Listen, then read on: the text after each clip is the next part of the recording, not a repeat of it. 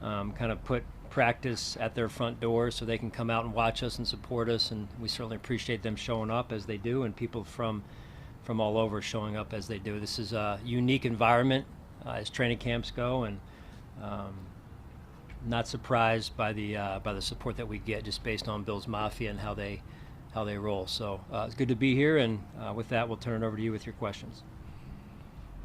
So I guess I'll be the one to ask. Stefan is here. We saw the photo. You expect everything to be all systems go, Sean, and you hope that episode, whatever it was, is behind you? Yes. No, we're in a good spot, and Steph is ready to practice. He's in the locker room now, and he put in a lot of hard work this summer. So team's ready to go. Looking forward to get out here to practice. Will his ramp up be any different because he did not participate in the outfit? No, not necessarily as it relates to that. It's just more overall, I think, specific to Steph, but also some of our veteran players just wanting to make sure we're ramping them up the right way, and also as we get going through the dog days of camp, so to speak, that we're monitoring their rep count and making sure that they're getting themselves ready to go, but also not wearing them out at the same time. We know what Steph can do. We know what type of player he is and what he means to our football team. Sean, I know you were reluctant to get into details on that at the time that all went down. And I would ask you this. Is there anything you feel, whether it's schematically, from a relationship standpoint, that you need to work through, or that Ken or Josh and Steph or whatever need to work through at this point? No, we're in a good spot. We're in a good spot. As far as the team's concerned, yeah, we got a lot of work to do. So I think that's really our focus, and it should be our focus, is about the team and making sure we're putting the work out here that we need to put in. So, do you have an injury update? I know that you guys announced the top moves yesterday, but maybe more specifically with Jordan and with Tyler. With Jordan Phillips? Yeah. So, yeah, just Jordan and Tyler, and then obviously Naheem you're aware of, and then Vaughn. So those are the 3 or 4 guys that won't practice today. What was Matakevich's? It was Calf. calf. Yeah. Coach Tommy Doyle was the guy that got on the field in the Yeah. spring. Is he full go, or does he fall into that ramp-up category? He's full go. He's full go. Yeah, he's full. I mean, listen, the entire team is going to be in a ramp-up mode. Right. We've always done that, but now over the last couple of years, in particular, the NFL mandates that, which I think is a good thing. Taking care of the players and building them up the right way. As you guys know, some of you know, it didn't used to be like that. You'd report to camp, and it'd be the first 3 days would be 2-a-days and 2.5-hour practices and full pads, both practices, and interesting how times have changed a little bit there. So. What's your level of disappointment with Hines, being hurt and missing the season? Yeah, it's unfortunate. I'm not going to get too much into it. He's a great young man, and I know what football means to him, and what this team means to him, and what he means to us. So it's a big loss for us, but we hope for a speedy recovery for Naheem. Do you feel like Hardy could be Hardy or Shakir are going to be early candidates to take over those return duties? Yeah, I'm not going to get into speculation on who and when and all that type of stuff, but we're going to get out there and practice today, and first practice, and go from there. In terms of your new role with defensive coordinator responsibilities and that sort of thing, as you begin camp, looking back, how much were you able to accomplish in the off-season program?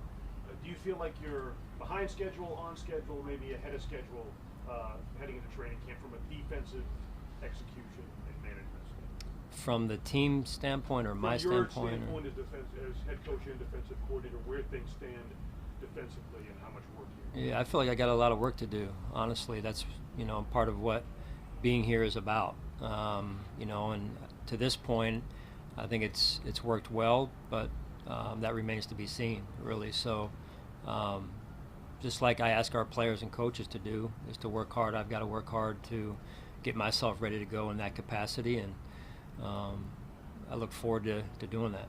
Sean, there's been several situations around the league where guys have gotten, I guess, in trouble with the gambling policy and the rules with that. What kind of education do you or the league provide to make sure you guys are aware of everything they're allowed to or not allowed to do?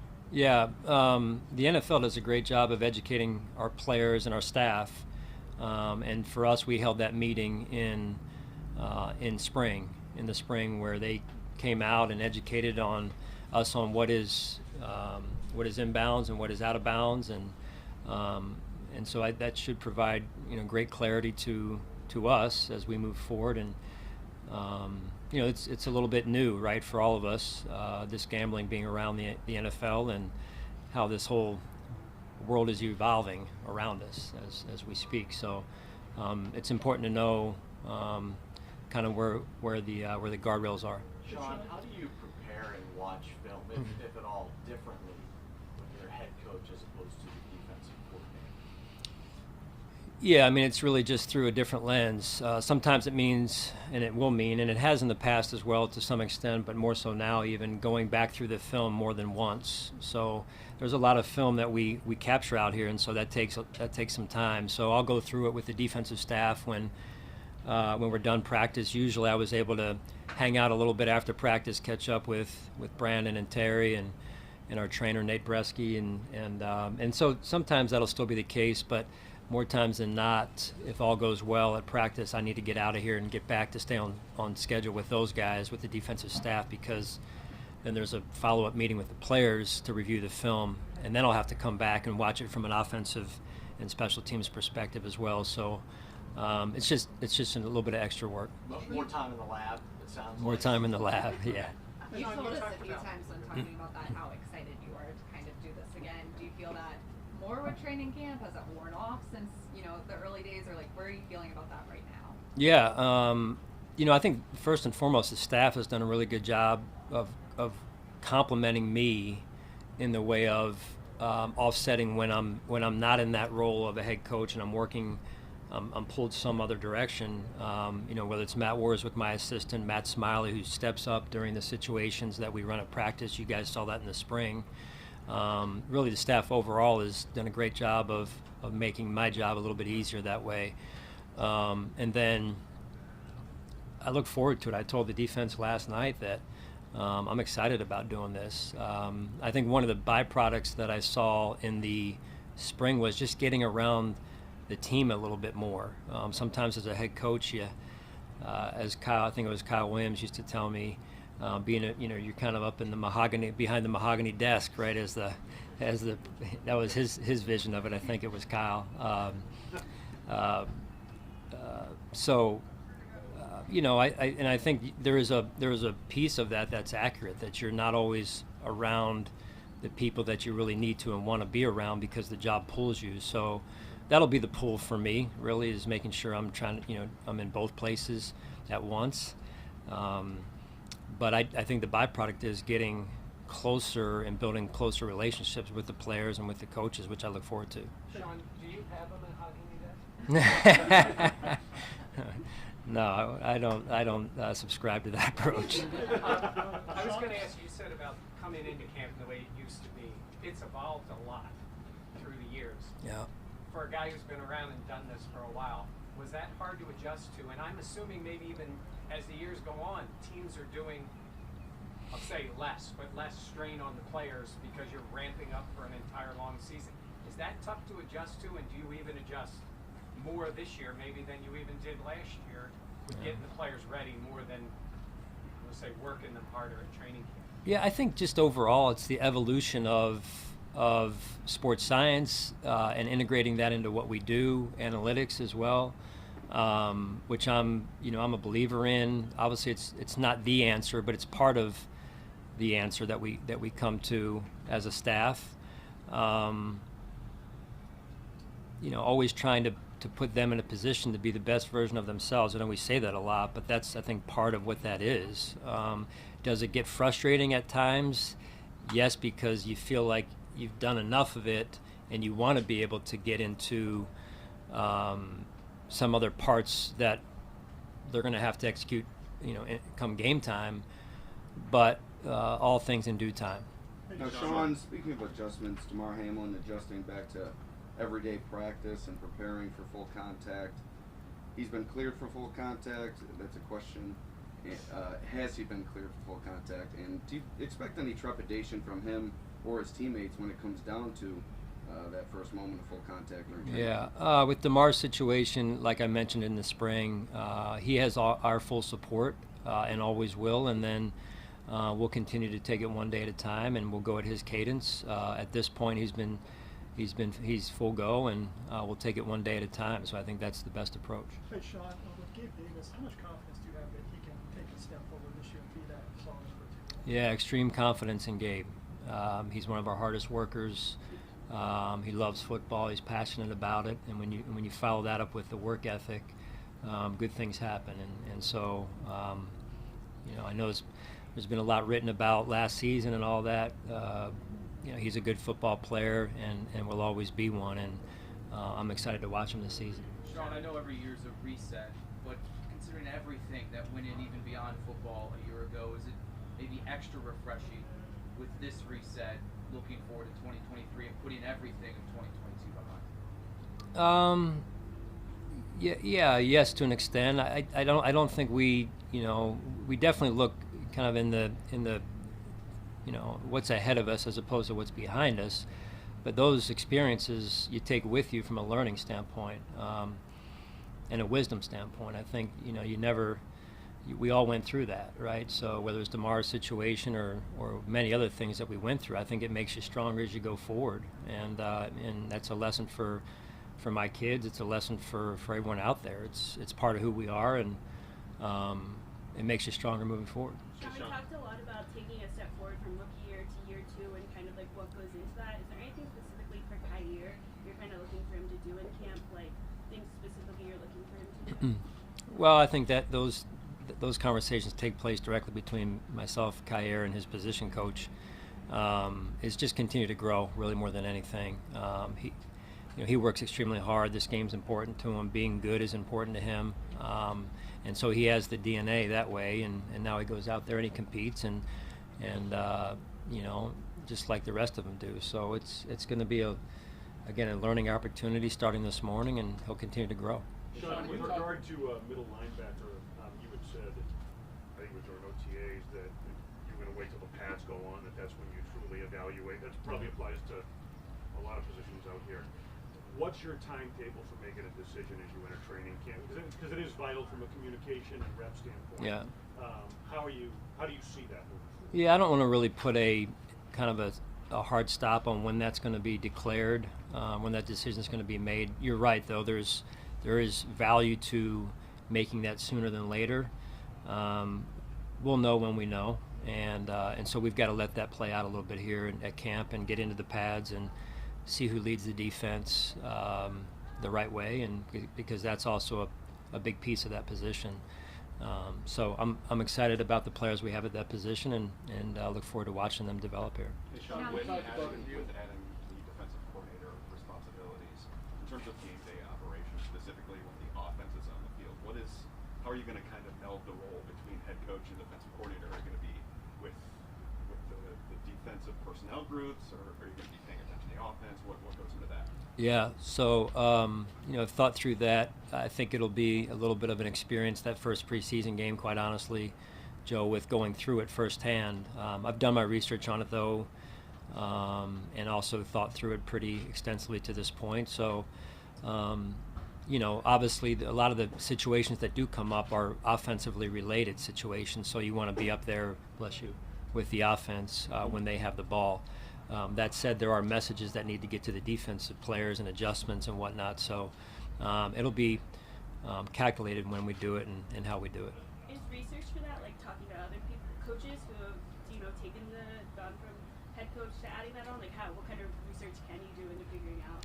Yeah, I mean, I think some of that is in addition to the strengths of your own staff, in this case my staff, our staff here, and then it's always trying to fill out where you're most needed, I think, too, at the end of the day, and using your instinct.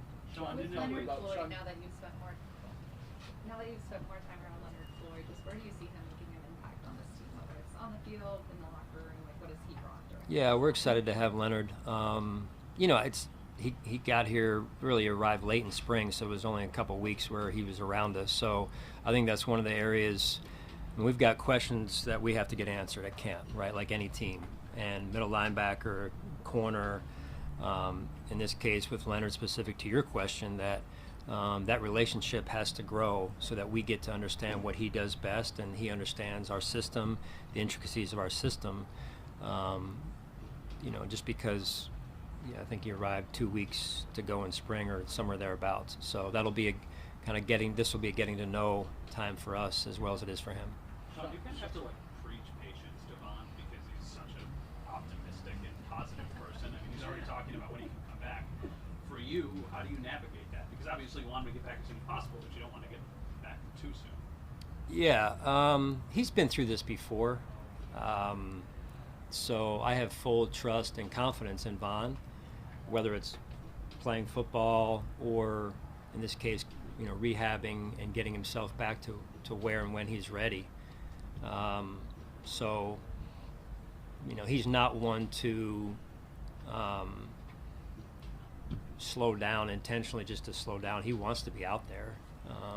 But I also have to trust him and our trainers to know when that time is exactly, and so we're kind of going in his cadence as well as Nate's cadence on it, and I wish I could heal as quickly as he's healed.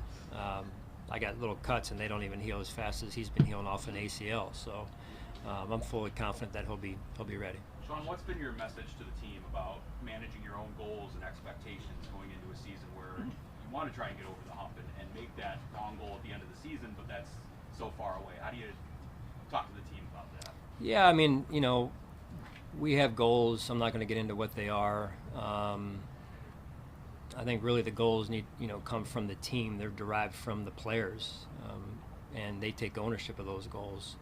And our leadership, our guys do a great job of leading our team. So right now it's about taking it really one step at a time, one day at a time.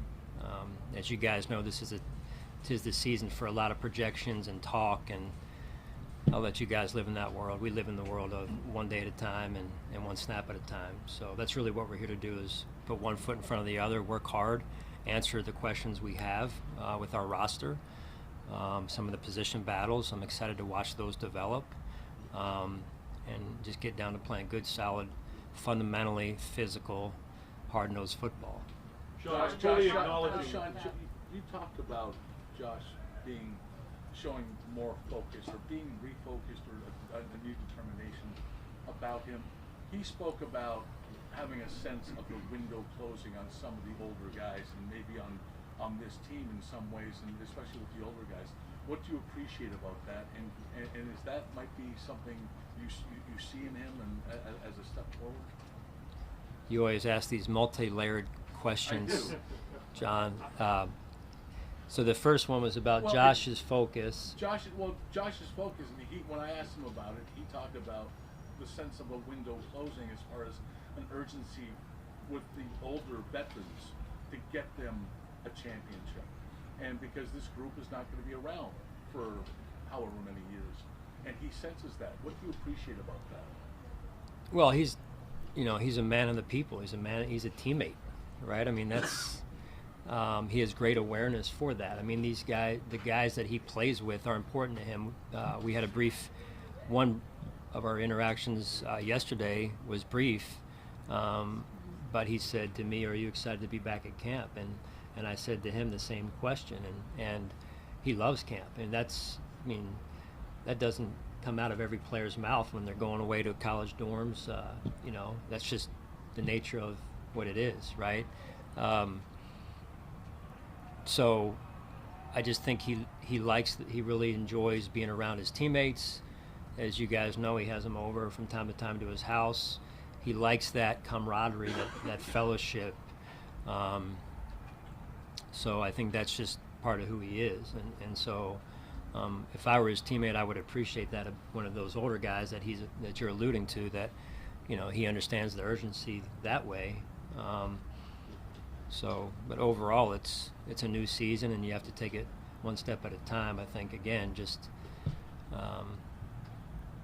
I think that's the right approach. Sean, you say that one step at a time. Obviously, it is a long season, and you have a lot of familiar faces here, but what do you really try to establish today, day one, for this new team? Yeah, I think the biggest thing is we always talk about two things at the introduction meeting, which happened last night, and really the first one is why we go away to camp. I don't know how many teams still do it. Maybe less than a third of the NFL teams still do it. And I think it's because of the advances in facilities and resources people have now at these new facilities that people are getting. And we feel the same about our facility. But that being said, we also feel there's value in getting away to camp for at least the time that we're going to be here for. And I think a big piece of that is really building the relationships where guys can hang out after practice and get to know one another a little bit better, whether it's just time talking football or, playing cards, whatever it is. You see, some of you guys may see the chairs that they have lined up along the walkway up top there, and you just find guys after a meal sitting there just hanging out, getting off their feet, but also just talking life. And I think that goes a long way in terms of building a football team, or any team for that matter. That chemistry is important, that bond is important. If you don't have that, it's hard to get it once the season happens, because it's go during the season. And the other piece is that we're here and we're trying to build an identity of our football team, especially when the pads come on. And if you don't build that physical identity, that's hard to do as well once the season gets going, in terms of being able to play physical football and run the football and stop the run and be a physical football team overall. What do you see when you watch Dalton Kincaid, and what do you project his impact on your offense to be this season?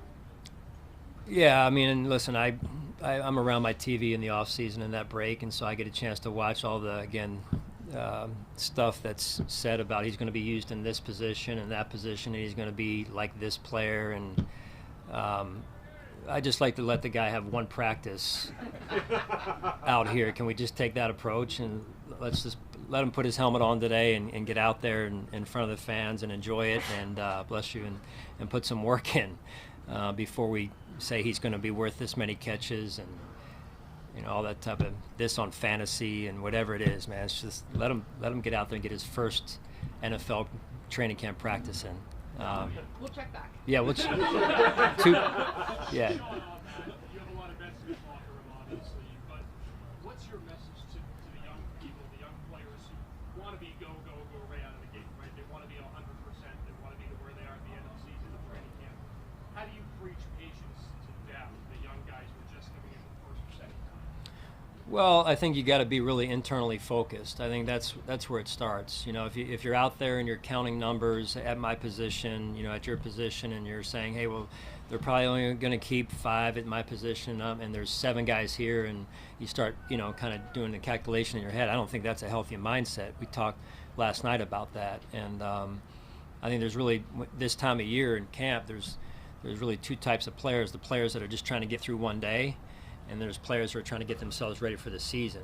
And usually those guys are more the veteran players who have been through it. But some of the young guys, they know the situation. They've heard stories.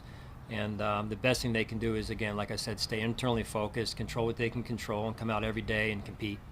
Sean, when you talk about the middle linebacker position, the communication side of it, is that a responsibility, wearing the green dot, calling the plays, that you definitely want to have with your middle linebackers, or would you be comfortable giving that to another position like some teams have done around the league? Yeah, ideally, I'd like it to be the middle linebacker, but I'm open. If it isn't, it isn't. That's okay too. So I'm open to whatever comes to be the best for the team. Coach, where do you see James Cook in the backfield, like his role for this year? Where are you looking forward out of him?